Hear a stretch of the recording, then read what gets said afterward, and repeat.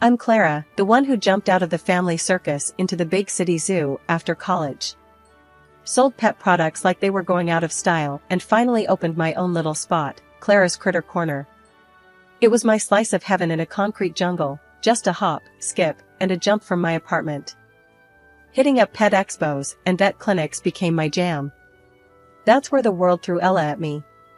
She was all class, working at one of those high-end vet clinics, and we clicked over the latest in chew toys and cat condos. Not long after, I found myself hanging out at her place, swapping life stories over cups of tea. Ella had this son, Alex. A vet, like her, but with this laid-back vibe that screamed I'd rather be at a beach than a clinic. He started showing up more, just passing by. Ella had this twinkle in her eye every time he did, and I wasn't clueless. But, honestly, the guy was easy on the eyes, and those little visits turned into coffee dates, which turned into dinner plans. We were a thing before I knew it. He was like a live wire, always moving, always shaking things up. Our first real outing felt more like a spontaneous adventure than a date. Coffee turned into a sprint through a sudden downpour, which somehow ended with us soaked to the bone, laughing in a diner booth at some hole-in-the-wall place. "Life's too short for sitting still, don't you think?" he'd say, eyes twinkling with that daredevil gleam of his. And I, who'd built a life around order and routine, found myself nodding along, caught up in his whirlwind. Our conversations were never dull. He'd toss ideas at me like fireworks, each one more vibrant and wild than the last. "Ever think about hosting a pet fashion show at your store?" he'd suggest out of the blue, and I'd laugh, not because it was absurd, but because with him, it somehow seemed possible. With Alex, I found myself stepping into a world where the unexpected was the norm, and I loved it. He challenged me, pushed me, made me see the world through a lens that was constantly shifting, constantly alive. It was exhilarating, the way he could shake up the mundane, turn the everyday into an adventure. And despite the chaos, or maybe because of it, I found myself drawn to him, to the storm that he was. It wasn't all roses, though. Alex had this way of life that was, let's just say, more laid back than mine. Friends, parties, the works. The guy knew everyone, and everyone knew him. It was a lot. But Ella, she had faith. Said we could reform him. Me? I had my doubts, but love's got a way of making you see the best in people. The thing about life is, it's unpredictable. One day you're selling dog leashes, the next you're sitting across from your boyfriend's mom, getting hit with the marriage talk. Yeah, that festive dinner at Ella's wasn't just about celebrating her legendary meatloaf. "So, what do you think about marriage, Clara?" Ella asked, pouring another round of her too-strong homemade wine. "The kind that sneaks up on you." I almost spat my drink. "Marriage? Ella, Alex and I are just, figuring things out." Ella chuckled. "Figuring things out, huh? You've been figuring things out for 2 years now." Alex, who'd been suspiciously quiet, finally piped up. "Mom, give Clara a break. We're good, aren't we?" He flashed me that grin, the one that made my heart do somersaults even when I wanted to wring his neck. "We're something, all right," I muttered, giving him a look. Ella leaned in, her eyes all sparkly. "Clara, I'm not getting any younger. I want to see my boy settled. And I've seen how you two are together. You're good for each other." "Settled? Ella, your son is like a kite without a string on a windy day," I said, half joking, but dead serious. Alex laughed. "That's fair. But you're like the weight keeping me from flying off." In a good way, he added quickly, seeing my eyebrow raise. Ella wasn't backing down. "Listen, I know Alex can be a bit much. But together, I know you can navigate through anything." I took a sip of my wine, buying time. "Ella, it's not about navigating. It's about him blowing cash on nonsense while I'm penny pinching to keep the business afloat. How's that gonna work in a marriage?" "Marriage is about teamwork, Clara. Sharing the load. And I know my son. He needs a strong partner. Someone like you," Ella said, her voice soft but firm. Alex reached for my hand. Clara, I know I can be a handful. But I'm serious about us. About making this work. We can figure out the finances together. I looked at him, really looked. Behind the charm and the carefree attitude, there was something else. A willingness, maybe even a need, to grow up. But could he? Could we? Alex, your version of financial planning is seeing how far you can stretch $1 at happy hour, I said, half smiling to take the sting out. Hey, I get 2 for 1. That's planning, he quipped, but his smile faded. I get it, Clara. I do. I need to do better. For us. Ella watched us, her expression hopeful. Think about it, Clara. You don't have to decide now. But I see something beautiful here. Something worth fighting for. The room was silent for a moment, the weight of her words hanging in the air. I took another sip of wine, feeling its warmth spread through me. Let's say we do this marriage thing. It's not gonna be easy, Alex. You need to step up. No more childish spending sprees. And Ella, no bailing him out. We're in this together, but we play by my rules. Financial responsibility isn't optional. Alex nodded. I hear you, Clara. I'm in. All in. Ella beamed. That's all I wanted to hear. We'll figure out the rest together. As I sat there, looking at the two of them, I couldn't help but feel a mix of excitement and sheer terror. Marrying into this family was going to be like jumping onto a moving train. But then again, life's about taking chances, right? And maybe, just maybe, this was a chance worth taking. So, I raised my glass. To figuring it out. Together. Ella and Alex echoed the toast, their glasses clinking against mine. And just like that, my predictable life of pet supplies and quiet evenings alone got a whole lot more complicated. But as I looked into Alex's eyes, seeing the genuine promise of effort, I felt a flicker of hope. Maybe, with a lot of work and a little bit of luck, we could turn this unexpected proposal into something real. Something lasting. Life after tying the knot with Alex was a wild ride, kinda like being strapped into a roller coaster that you can't get off of. The dude worked his tail off at the clinic, I'll give him that. Money was coming in, sure, but it was flowing out just as fast. Every other week, Alex was either flashing a new watch that cost more than our rent or blowing $1,000 on ties fancier than anything I'd ever owned. Then there were the parties. Man, could he throw down. Every time he snagged some award or recognition at work, it was an excuse to hit the town with his squad, dropping more cash in one night than I dared to spend in a month. I tried sitting him down, laying it out plain and simple. Alex, we gotta start saving, thinking about the future, you know? Might as well have been talking to the wall. And kids? Forget about it. Every time I brought it up, he'd dodge the topic like a pro. It was clear, settling down, really settling down, wasn't on his radar. That stung more than I expected. Ella, bless her heart, was on another level.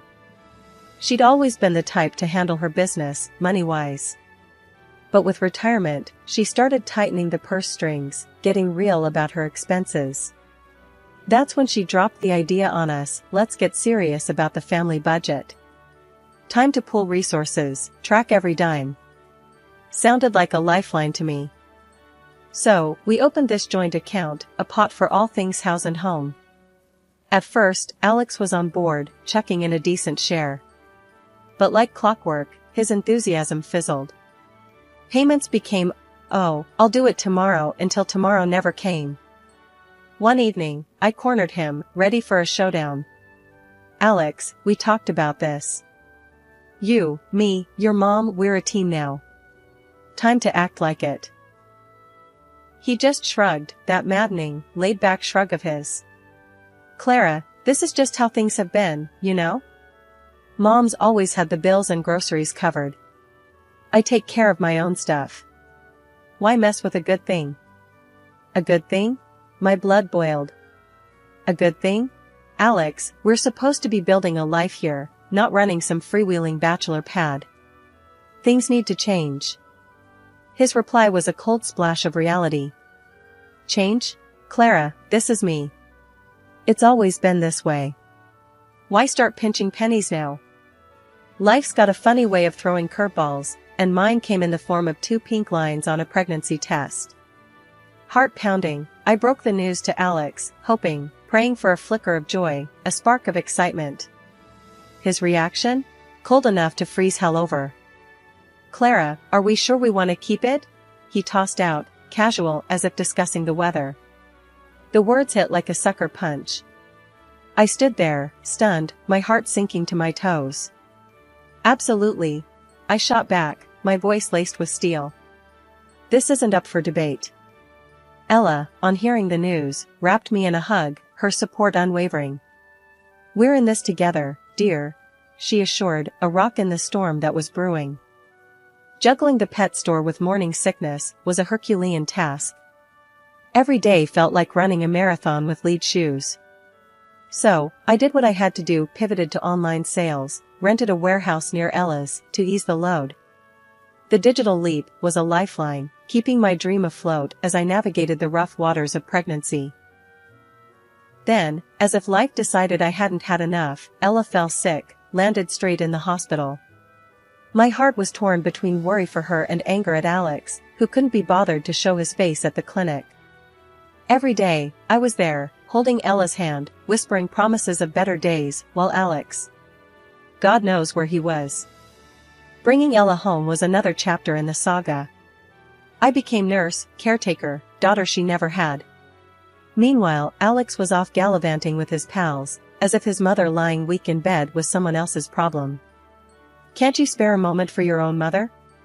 I finally exploded one evening when he breezed in past midnight, reeking of booze and bad decisions.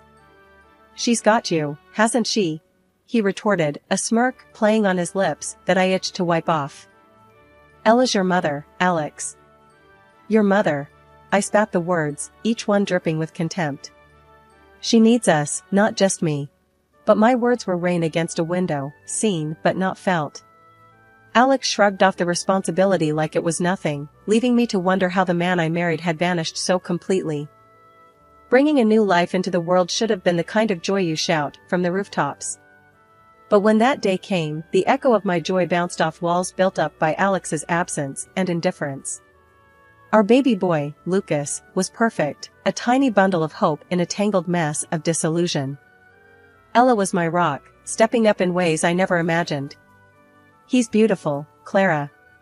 Just perfect, she cooed, cradling Lucas with a grandmother's pride that outshone the dimness of the hospital room. Thanks, Ella. I don't know what I'd do without you, I murmured, exhaustion battling with gratitude. Alex's introduction to his son was brief, a fleeting moment that should have lingered.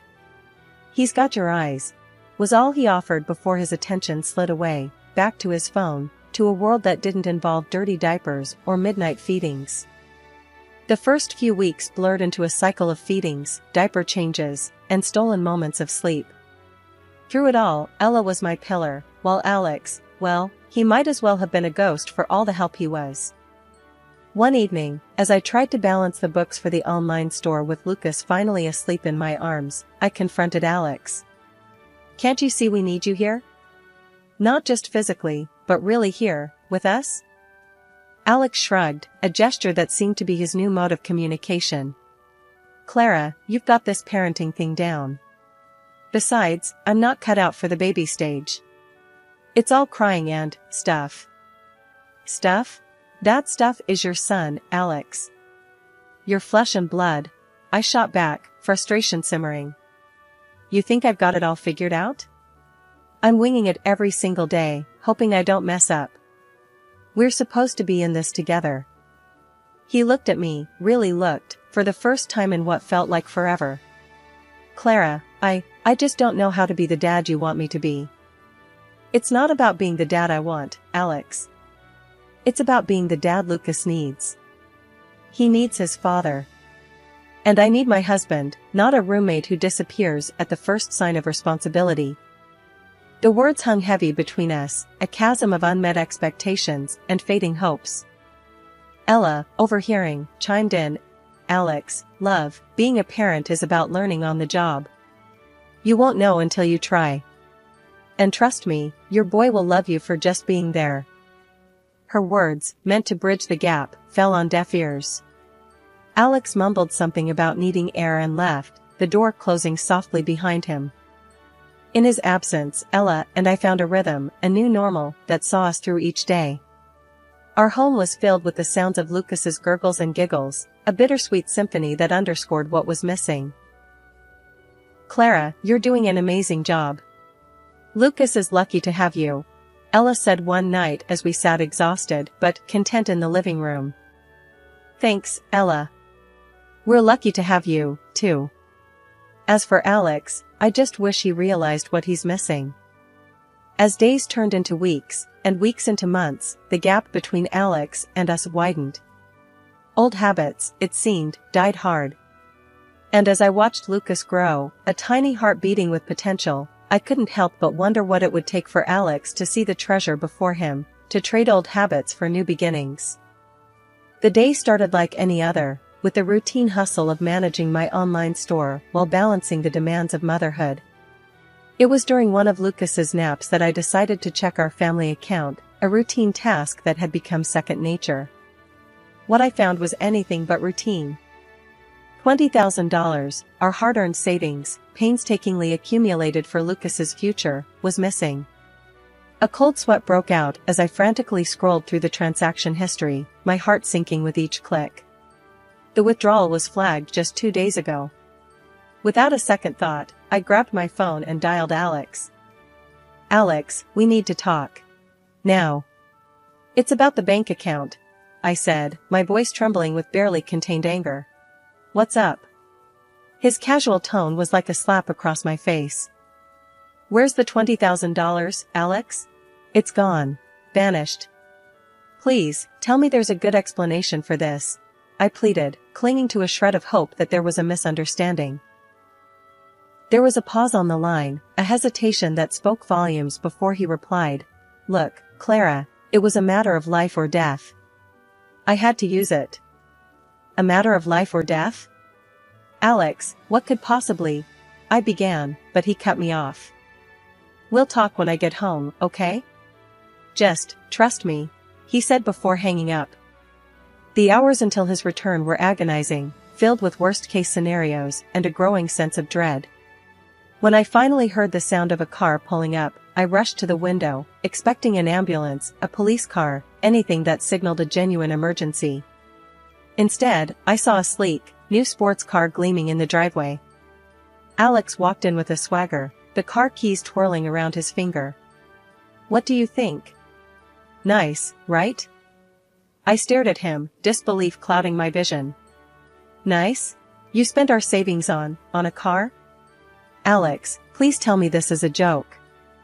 He shrugged, unfazed by my distress. "I needed something reliable. Something that makes a statement. It was a great deal, Clara." "A great deal?" My voice rose in pitch, a mix of incredulity and rage. "We had plans for that money, Alex. For Lucas's future. How could you be so selfish?" He leaned against the kitchen counter, the picture of nonchalance. "I'll drive it. Besides, you always wanted a family car. This isn't exactly it, but you can take care of the loan.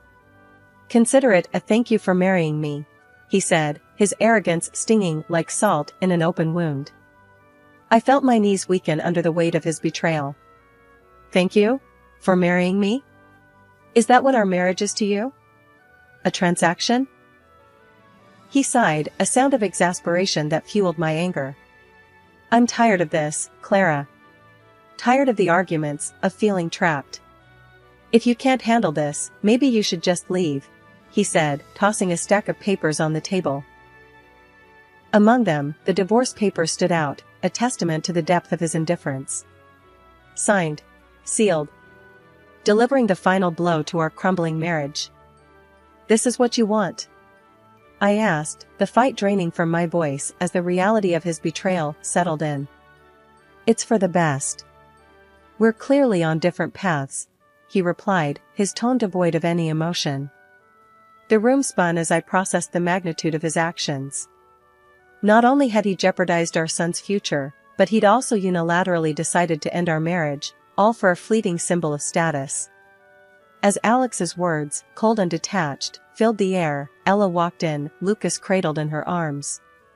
The sight of her grandson, oblivious to the pain around him, seemed to strengthen her resolve.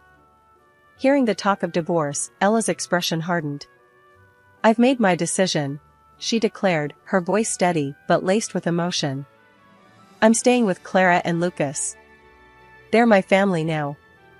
Alex, taken aback, stared at his mother, disbelief etched across his face. "Mom, you can't be serious. She's practically a stranger, compared to your own son."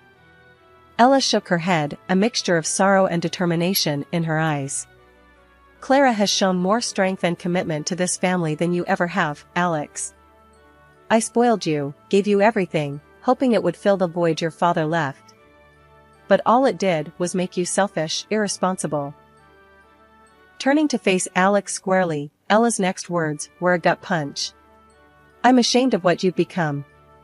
I'm disowning you, Alex. And as for my will, I'm changing it. Clara and Lucas are my priority now." Alex's shock turned to anger, his voice rising in defense. "I'm your son, your blood. You're going to choose them over me?" Ella's response was unwavering. "Clara has proven herself more of a family to me than you have in years. It's time you learn to stand on your own, to understand the value of money and family." The finality in her voice brooked no argument. "Return the $20,000 you took from Clara, or I swear, we'll take legal action. You've crossed a line, and it's time you face the consequences." The room fell silent, the weight of Ella's words hanging heavily in the air. Alex, defeated and alone, collected his things in silence, the reality of his choices finally dawning on him. As he left, Ella turned to me, her eyes softening. "I'm so sorry, Clara. I never intended for things to turn out this way. But I promise you, Lucas and you are my family now. We'll get through this together." After the dust settled from the storm of my marriage's end, life took on a new rhythm, a melody composed of resilience, hard work, and unexpected bonds. The divorce papers were signed, turning a page I never expected to write in my life story.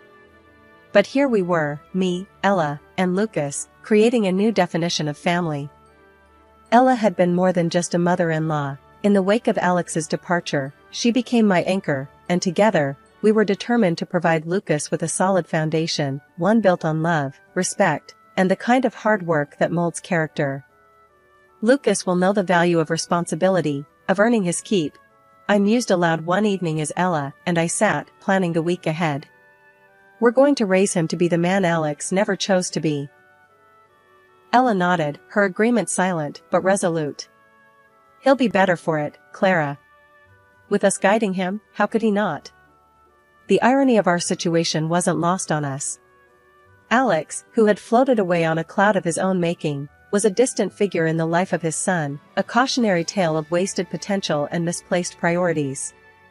Rumors of his spiraling debt and lavish expenditures on frivolities reached us through the grapevine, each tale a reaffirmation of the bullet we'd dodged.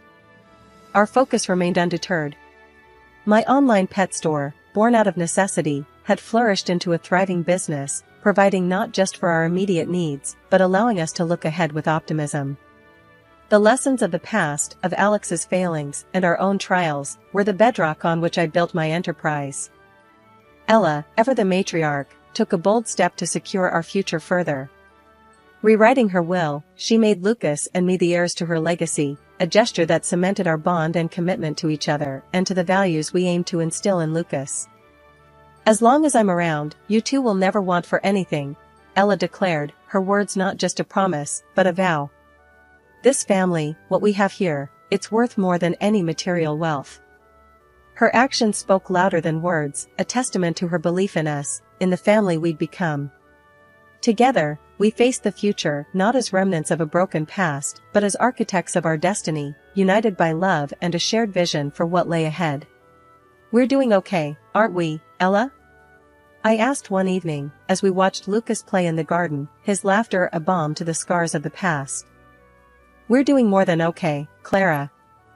We're thriving," Ella replied, her hand squeezing mine. Together, there's nothing we can't overcome.